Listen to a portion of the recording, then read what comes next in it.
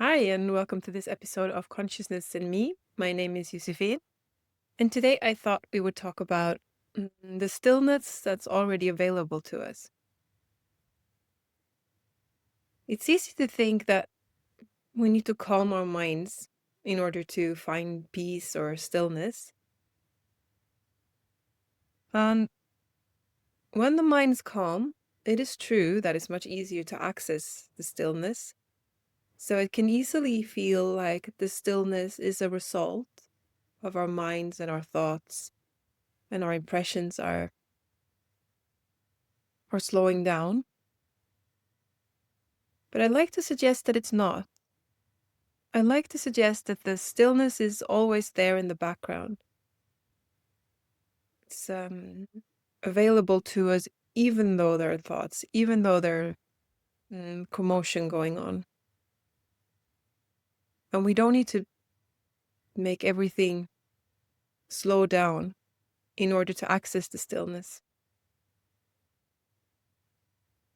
For me, I think I heard Eckhart Tolle speak about this quite a few years before I actually really understood what he meant. So let me see if I can try and point to it using my own words. So if my mind is ruminating and I feel like there's nowhere to find peace, really, just notice that in order for it to ruminate, it needs to stick out. It needs to have a form and a shape. And in order for a form and a shape to exist, there also has to be a void. Like just imagine any object in space. If you walked into a room and there was no space, you wouldn't walk into a room.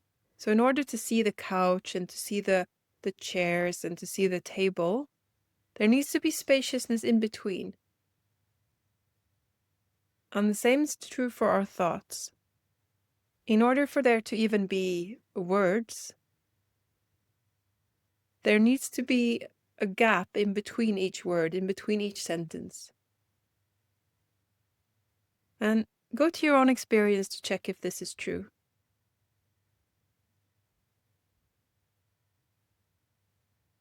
If you're thinking about something, does it take up your entire inner space? And if they do, then check again. What happens at the edge of your inner space? And the reason I ask is not to convince you about anything. It's just that sometimes when we focus on a thought, for instance, it's almost like we limit ourselves. We make ourselves as though we shape our internal world around the sentence or around the world or around the word. But if we can find a limit to this where our focus is, that usually means that we have made an artificial boundary where there is none to be found. Because if there's a boundary, there has to be an edge to it. And I'd like to suggest that there is no edge to our internal life. It's infinite in the sense that it lacks boundaries.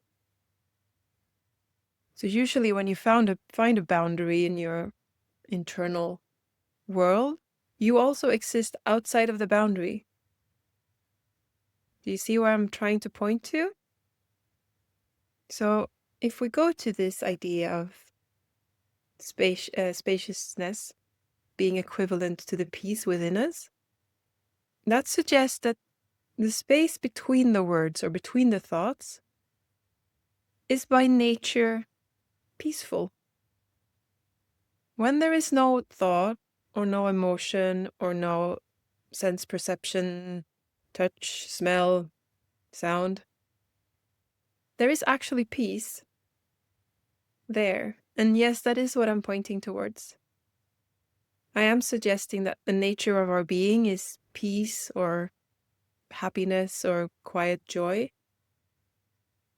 but also that needs to be discovered, not believed in, because until it's our own lived experience, it's not really useful in the sense that we can't access it, we can't go there.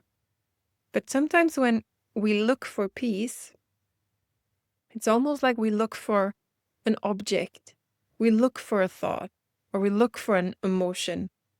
So if you go into a room and you're told to search for an object, you won't see the spaciousness. Your whole focus will just skip by the spaciousness.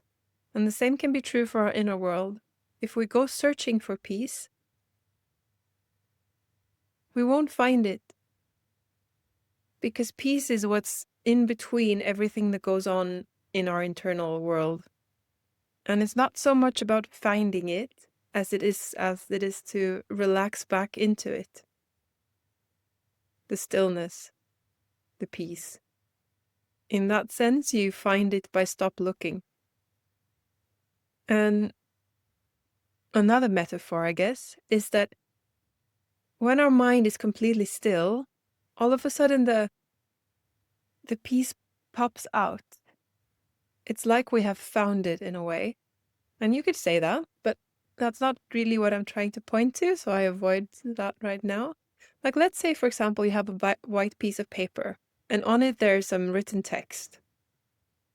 When you look at this paper, what you notice is the text. And you think that or you easily think that the text has to go in order for me to see the white paper. But no, the text doesn't have to go in order for you to see the paper. The paper's right there, staring right back at you. Yes, if the paper is completely blank, it's easier to see the paper, to actually acknowledge that it's there, because you have no distractions. But that's just a bit of getting used to, getting into the technique. If you've practiced to always notice the white piece of paper, you don't need the text to go away. The paper is never hidden. And I'd like to suggest that it's the same with our inner world. Peace and stillness is never hidden.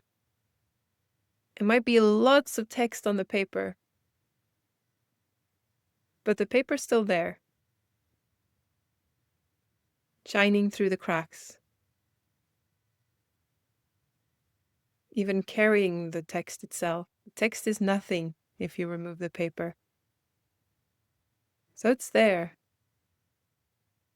And notice what happens inside of you listening to this. Is some part of you protesting? Is your mind starting to go, but what about this? But what about that? See if you can put that to the side. Not let your mind have opinions about this, but rather go to your own experience. Is what it's like? Or maybe even try out, if I assume that this is how it works, how would I access it? And just try it out. It's not about conviction or believing in one thing or another. Because ultimately, everything we humans put into words will never be 100% true. I'm not trying to point towards the definition of peace. I'm trying to guide us to the experience of peace, to make us realize that it's available, even when thoughts, our inner world is in commotion. There's quite a difference in how you address situations. If you think that in order to find peace, you need to make everything calm. But you don't need to do that. Because peace is available regardless of the commotion. And when you relax back into that peace, when you notice the gap in between everything that happens, what usually happens is that the commotion subsides. It doesn't get as much focus. It doesn't get as much energy. Your thoughts and emotions, they settle down. But not as a goal, because it doesn't really matter what they do or what they are activated with. As soon as you put your attention back on them, you're feeding them with energy again. And then you need to go back and relax back into the peace. And that's the dance.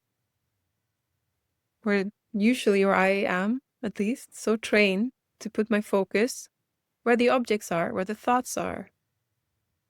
To look at the actual action rather than looking in between.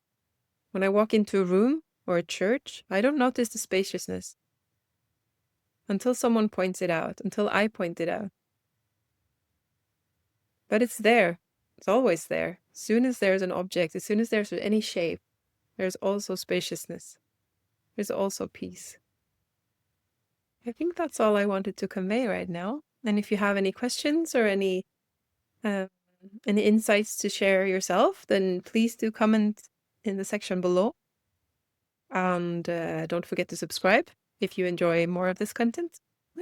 Thank you for this moment. See you next time.